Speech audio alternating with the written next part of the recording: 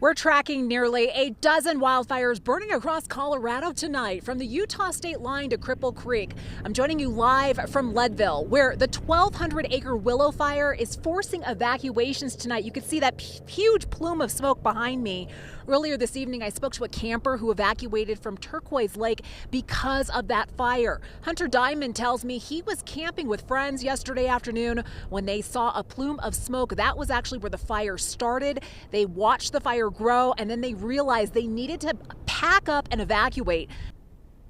It was a scary situation there, and Diamond says he and his friends stayed calm. They were able to get home safe, but tonight he and the rest of Leadville, they're watching this smoke. They're watching the wind with a lot of concern about how this may affect their community. Now let's send it back to the studio where Danielle Grant continues to track the growing fire danger that we're seeing. Danielle, this is just the start of a worrisome, hot and dry summer that we've been seeing. Welcome back. I'm live in Leadville tonight as we continue tracking multiple wildfires scorching tens of thousands of acres across Colorado. And that includes the Willow Fire near where I am now. You can see the smoke billowing from the fire behind me. It literally smells like we're standing next to a campfire out here. And while you may be hundreds of miles away from some of these wildfires, the smoke isn't. The Colorado Department of Public Health has issued an Ozone Action Day alert this afternoon across the Front Range. Shannon, I'm live here at Lake County Intermediate School. This is where Ridge is, and several residents have joined me here to get a look at the Willow Fire and the smoke that is just billowing and pluming out of this fire. It's now settling here in the streets. You could smell it in the air, and the wind gusts have been tremendous today. The Willow Fire, which sparked around 5 yesterday evening and quickly grew to 1,200 acres. Now, according to the U.S. Forest Service, it is still at 0% containment tonight. Governor Jared Polis issued a disaster declaration for this fire today, which will allow more state resources to help in the fight.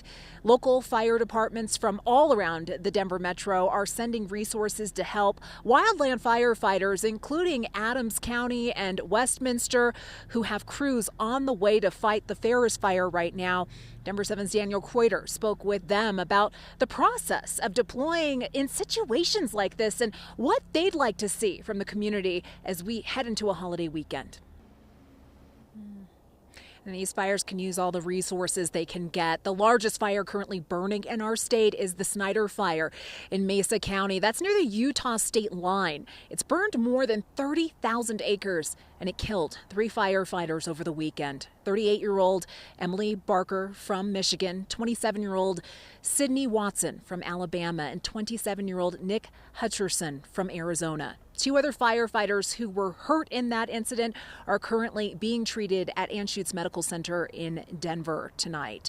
And today we have seen that there is a procession that's going through the streets of Grand Junction for Barker, Watson, and Hutcherson.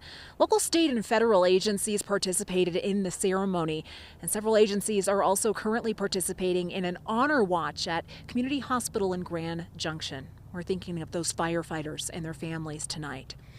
Amidst the flames, hope. More than 100 people were pulled off the Colorado River this weekend, and what Mesa County Search and Rescue says may be their largest evacuation effort ever.